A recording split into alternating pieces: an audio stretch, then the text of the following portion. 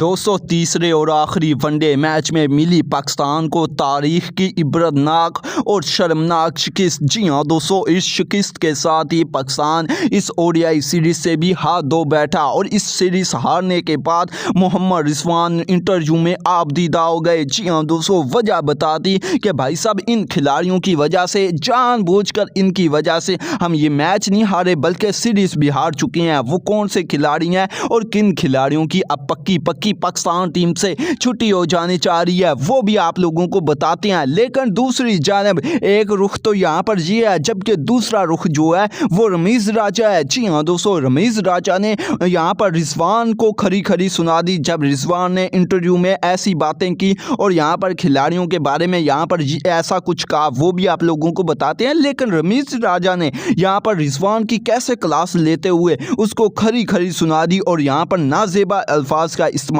किया है, वो भी आप लोगों को बताते हैं। तो सबसे पहले आप लोगों को क्या लगता है कि पाकिस्तान असल वजह किससे हारा है, वो नीचे बताइएगा। आइए अब यहाँ पर समरी जानते हैं कि भाईजान असल वजह क्या बनी है, पाकिस्तान किस वजह से हारा है और किस खिलाड़ी ने कितना यहाँ पर हरवाने में अपना हक अदा किया है। आइए जानते हैं, आप लोगों को लग पता जाएगा भाई साहब यहाँ पर रमीज राजा सच्चा है या रिजवान सच्चा है और वो कौन से खिलाड़ी हैं जो कि पाकिस्तान को मैचेस हरवा रहे हैं। तो सबसे पहले यार यहाँ पर ना नीचे कमेंट सेक्शन में ये ज़रूर बताना है, नसीम शाह, शाहीन अफरीदी, रिजवान और बाबर, इन चारों को पाकिस्तान टीम में होना चाहिए या इनकी छुट्टी करा देनी चाहिए। आप लोगों की जो भी राय है नीचे ज़रूर बताइएगा। अब यहाँ पर वीडियो को करता हूँ स्टार्ट। सबसे पहले यहाँ पर ना आप लोगों के साथ मैच की समरी रखता हूँ, आप लोगों को लग पता जाए।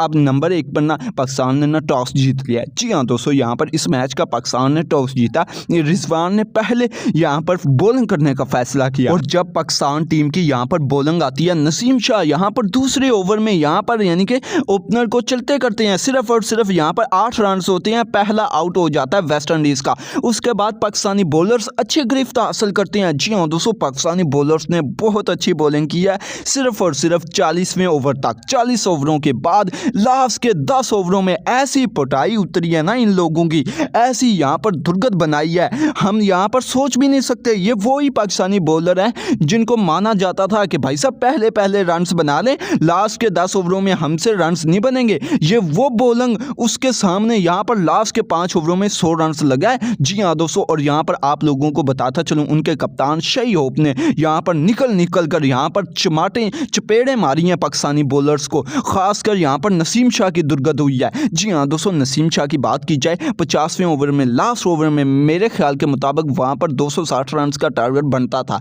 यानी कि मेरे ख्याल के मुताबिक। लेकिन भाई साहब एक ही ओवर में 50वें ओवर में नसीम शाह को यहाँ पर 28 रन पड़ गए। अंदाज़ा लगा लें यार ये क्या चीज़ है, यानी कि एक ओवर में 28 रन। उसके बाद 49वें ओवर की बात की जाए, यहाँ पर हसन अली को 18 रन पड़ गए, यानी कि 2 ओवरों में इनके रन देख लें, 2 ओवरों में लगभग इनको 40 रन से अब यहाँ पर रन पड़े हैं। और यहाँ पर नसीम शाह ने 10 ओवरों में 72 रन दिए, यानी कि शाहीन की रिप्लेसमेंट आई है, शाहीन से भी घटिया आई है। उसके बाद हसन अली ने 10 ओवरों में 60 रन दिए हैं, यानी कि इसका इकोनॉमी रेट 6 का है, ये फिर भी गुजारा कर गया है। हुसैन तल्लर ने 4 ओवरों में 26 रन दिए। इब्रार अहमद ने सबसे आउट क्लास यहाँ पर बॉलिंग किया। इब्रार ने 9 ओवरों में 34 रन दिए, 1 ओवर मेडल निकाला है, 2 विकेटें ली हैं, 3 का इकोनॉमी रेट है। अंदाज़ा लगा लें, नसीम का 7.5 का, हसन अली का 6 का, जबकि यहाँ पर इब्रार अहमद का 3 का। खैर ये पाकिस्तान की बॉलिंग लाइनअप थी। 200 यहाँ पर 94 रन का टारगेट दिया। यहाँ पर वेस्ट इंडीज़ ने पाकिस्तान को 6 विकेटों के नुकसान पर और शही होप ने 120 रन बनाए, 5 छक्कों की मदद से, 4 चौकों की मदद से। और यहाँ पर पाकिस्तान को यानी कि 294 का टारगेट जब मिला, पाकिस्तान बैटिंग लाइनअप आती है तो वहाँ पर क्या गोली खिलाए हैं वो आप लोगों को बता देता हूँ। बॉलिंग तो ये थी, बॉलिंग इतनी यानी कि हम यहाँ पर घटिया भी नहीं कह सकते, 294 रन से कोई ज़्यादा रन भी नहीं है और कम रन भी नहीं है, हम ये कह सकते हैं। और पाकिस्तान की बैटिंग लाइनअप के सामने, इस यहाँ पर बॉलिंग लाइनअप के सामने वेस्ट इंडीज़ के खिलाफ ये मामूली टारगेट था। आप लोगों को बताता चलो, ये वही टीम है जो कि ऑस्ट्रेलिया के सामने 400 रन खा जाती थी और जवाब में सिर्फ 26 रन बना देती थी। और ये कोई यहाँ पर पिछली सदी की बात नहीं, पिछले मंथ की बात है। और जब पाकिस्तान की बैटिंग लाइनअप आती है तो यहाँ पर साइम जो वही घटिया तरीन यहाँ पर आप लोगों को बताता चलो हरकत की वजह से आउट हुआ है। मैंने आप लोगों को पिछली वीडियो में कहा था कि यार साइम जो बेशक रन बनाए या ना बनाए, इससे मुझे दुख नहीं है। दुख इस बात का है यार ये एक ही तरीके से, एक ही नज़रिए से आउट होता है, इसके पास सेंस ही नहीं है। कुछ लोगों ने नीचे बकवास की थी कि भाई साहब ये आप क्या कह रहे हो, साइम अयूब को नहीं पता, वो एक दो यानी कि बार इस तरह आउट हो गया तो क्या हुआ भाई साहब। अब देख लें उसी तरीके से तीनों मैचों की यहाँ पर आप विकेट निकाल कर देख लें कि भाई साहब साइम अयूब किस तरीके से आउट हुआ है, किस बॉलर के सामने हुआ है और कैसे हुआ है, आप लोगों को पता चल जाएगा। एक ही बॉलर है, एक ही यहाँ पर बॉल है, यानी कि वही बॉल आती है और एज पर आउट होता है। और बस बात फर्क इतना है कि पिछले 2 मैचों में ये एज पर यानी कि स्लिप ने कैच पकड़ा है, आज यहाँ पर यानी कि विकेट कीपर बैट्समैन ने पकड़ा था, जो कीपर था उसने पकड़ा है, फर्क इतना है। और यहाँ पर 0 रन बनाकर गया है। अब्दुल्ला शफीक किताबी प्लेयर ये भी 0 बनाकर गया है भाई साहब, 8 बॉलें खेल कर गया है। उसके बाद बाबर आजम और यहाँ पर रिजवान आता है। रिजवान तो पहले चला जाता है, रिजवान जिस तरीके से थर्ड क्लास किस्म का आउट हुआ आप लोगों ने देख लिया होगा। और रिजवान भी भाई साहब यहाँ पर 0 ही बनाकर गया है। आप देखें, अंदाज़ा लगाएं, पाकिस्तान के 2 ओपनर, उसके बाद कप्तान समेत 3 यहाँ पर मेन बल्लेबाज 0 पर आउट हुए हैं। और टोटली तो वैसे पाकिस्तान के 5 बल्लेबाज 0 पर आउट हुए हैं गोल्डन डक पर। अब रिजवान जो बातें सुनाता है, इंटरव्यू में बकवास करता है, अब देख लें यहाँ पर इसकी यानी कि खुद की परफॉर्मेंस देख लें,